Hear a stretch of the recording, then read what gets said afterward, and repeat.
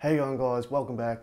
It's Dale here for DG Tech and Hardware, and welcome to part 2 of my MiniValidus build, which is an MITX build in the N-Case M1. Now if you haven't seen part 1, make sure you check it out on the link here. But in this one, what we're going to be doing is modifying the CPU. Now how do you modify a CPU?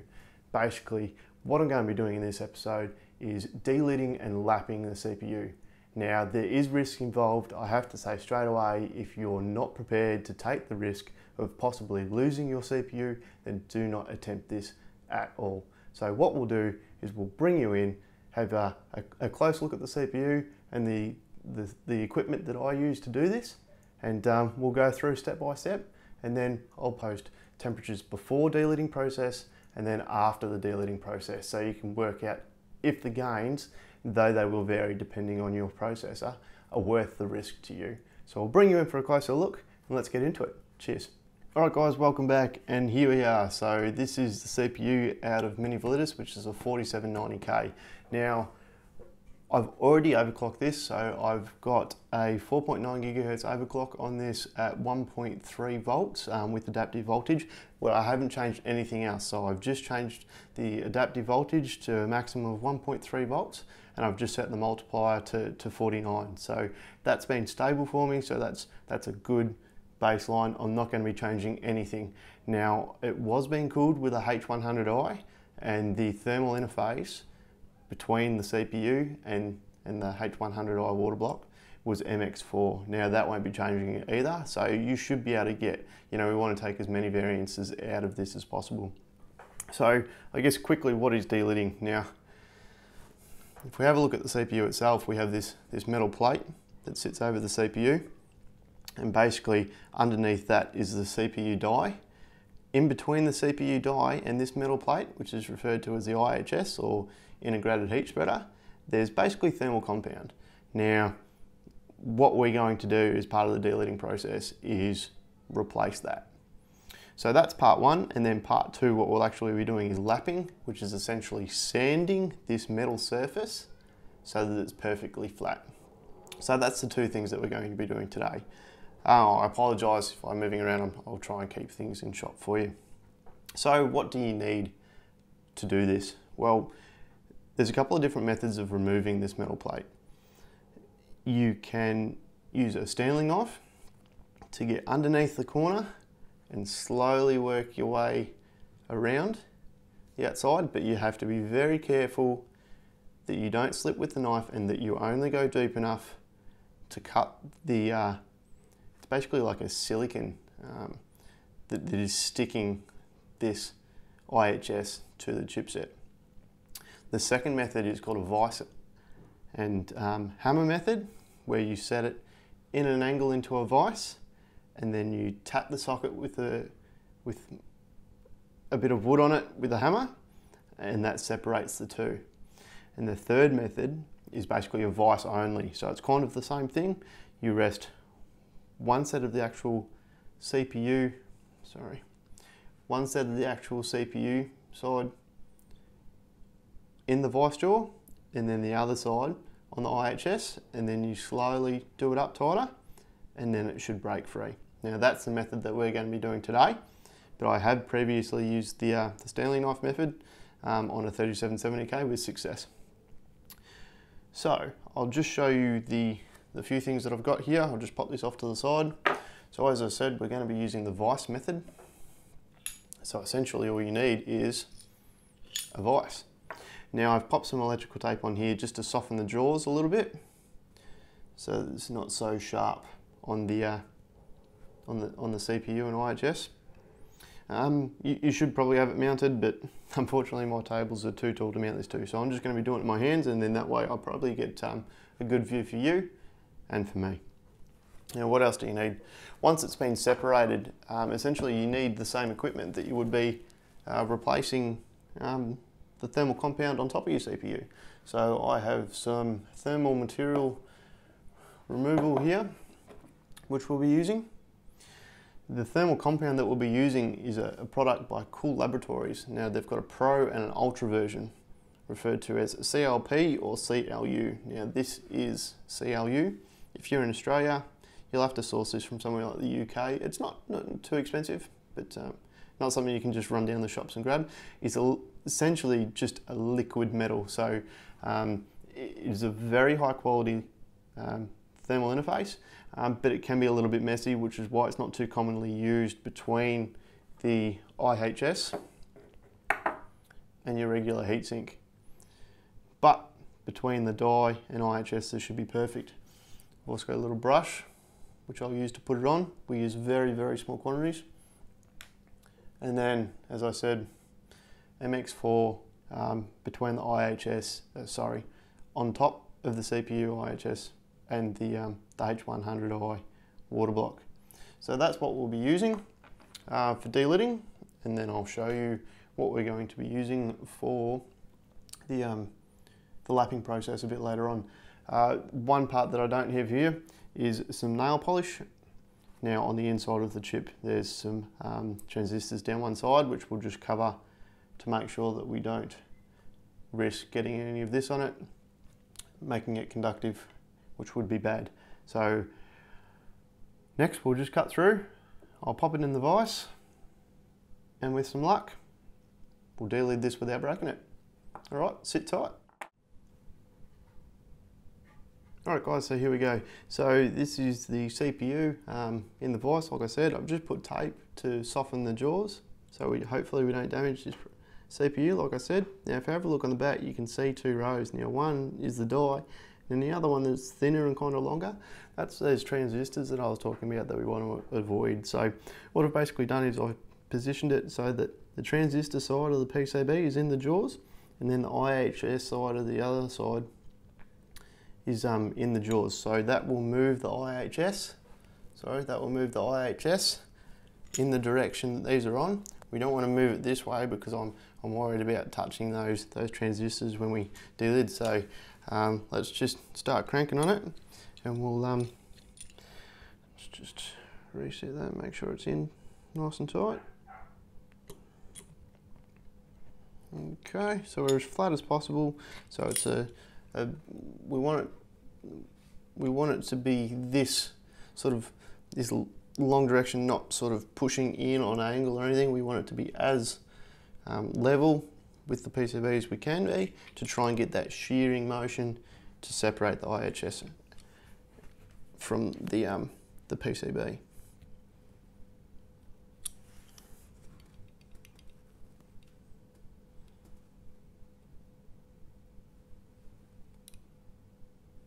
Starting to weaken. Well, I think that's it. So there's a very small gap that we can see, or maybe not, it's in here. Very, very small gap, so it has separated. I'll just give it a little bit more, and I reckon we can pull that off. So I'm just going to back this off. Just pull this out. We'll see if we can separate it by hand.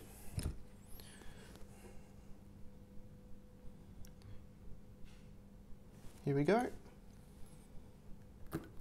And there we are. Okay, so we've got one IHS and one CPU PCB. So there's those transistors that I was talking about on that side there. Sorry, let me try and bring it into the center. There's those transistors that I was worried about touching. So that's what we're going to cover up with the nail polish that I was talking about before. And you can see between these two that there's actually quite a minimal amount, but that's on the CPU die there and there, and that's what we're going to replace the thermal compound with. So we'll just scratch this glue off. We don't need it anymore, that black. It's going to be awesome. Alright, sit tight, we'll do some more. Alright guys, so here we are back again. So what I've done is I've cleaned up the glue that was around the CPU, attaching it to the IHS. So it's looking good. The way that I did it, and here's a pro tip for you, is I used the thermal material remover, the number 1, and I used the corner of the plastic packaging that the nail polish came in actually, but just the rounded corner. You don't want a sharp edge, so I didn't cut it or anything like that, and I just soaked it and just scratched it, and it came up really well. So you can keep going until this is basically a polish if you want, but I don't really intend on going that far. Now, at this stage is where we would put on the nail polish on this section of the chips here. In here. And let that dry. So I'm going to do that now. Again, that's just to protect it from when we put the thermal paste on here.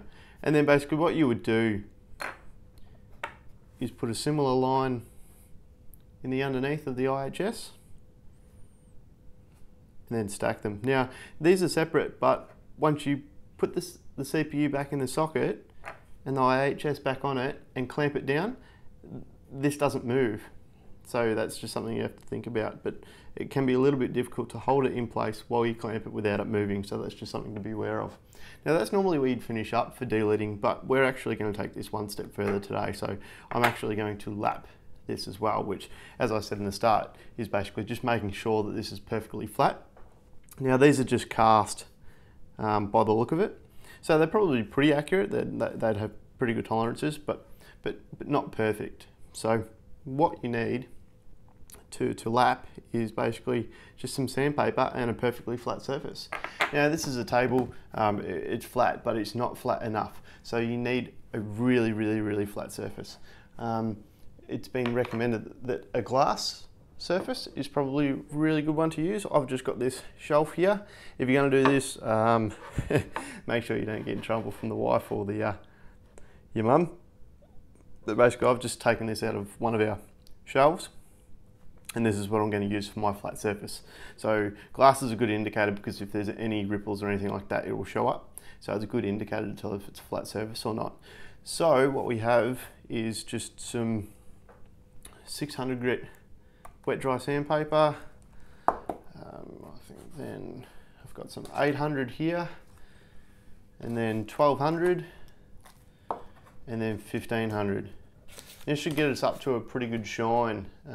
The shine doesn't actually matter too much basically. So what we're going to do is just start, and I'll probably go 10 times and then spin 90 degrees, 10 times, spin, do that 4 times for all sides, just straight up and down for the moment, and then we'll assess and then see if we need to change or do another 10 on the same grit paper. So yeah, just sit tight and we'll speed it up and get it done.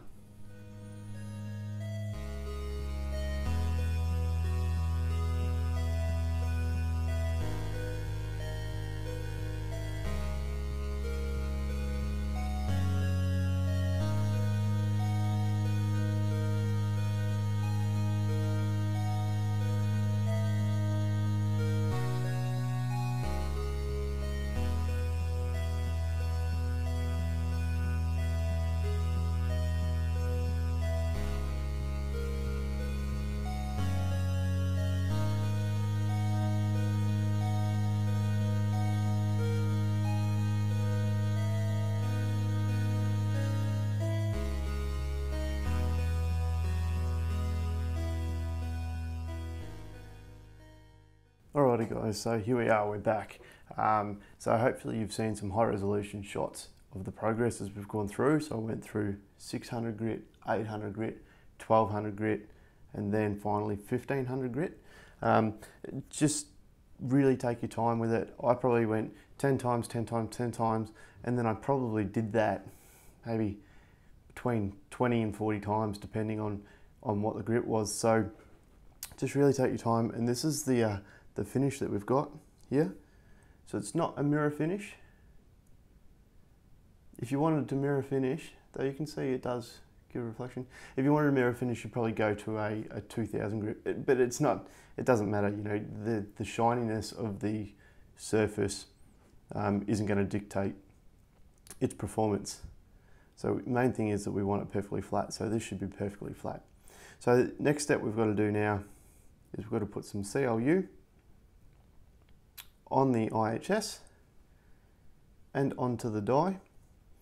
Also you'll notice, hopefully you'll show you, you can see that I've put a line of clear nail polish just to protect those little transistors there. So what you want to do is you want to have a look at how the CPU goes into the socket, and then you can line up your IHS accordingly. In this case, it'll be like that. We're just going to put a teeny tiny bit on the die itself. So we'll see if we can do that now. You really need next to none. This stuff spreads. It looks like you've got nothing on there, but you really do. You can always put more on, but geez, it's hard to take off. So just a teeny tiny amount.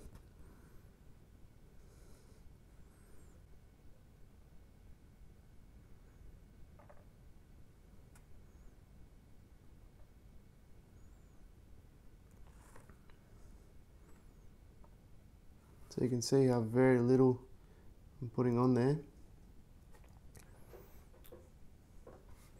Now with this brush, I'm just going to try and spread it around.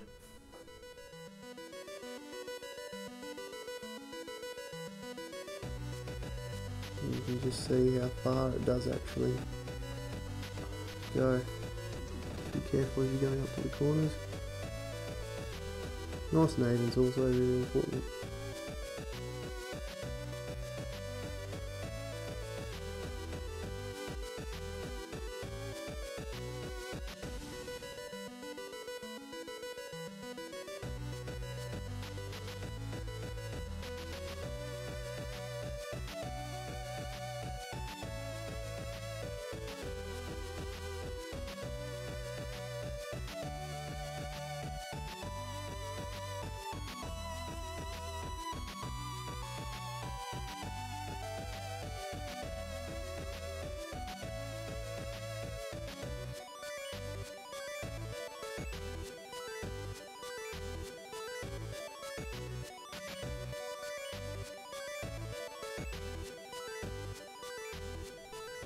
Alrighty, now what we're going to do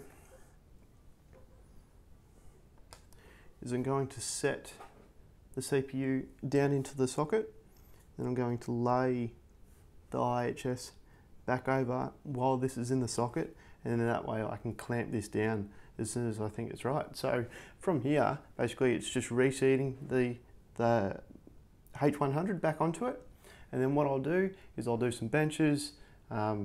I've already got some initial pre-dealing results, so then I'll compare that to afterwards. Hopefully we'll see an improvement, and then I'll see you back with a conclusion.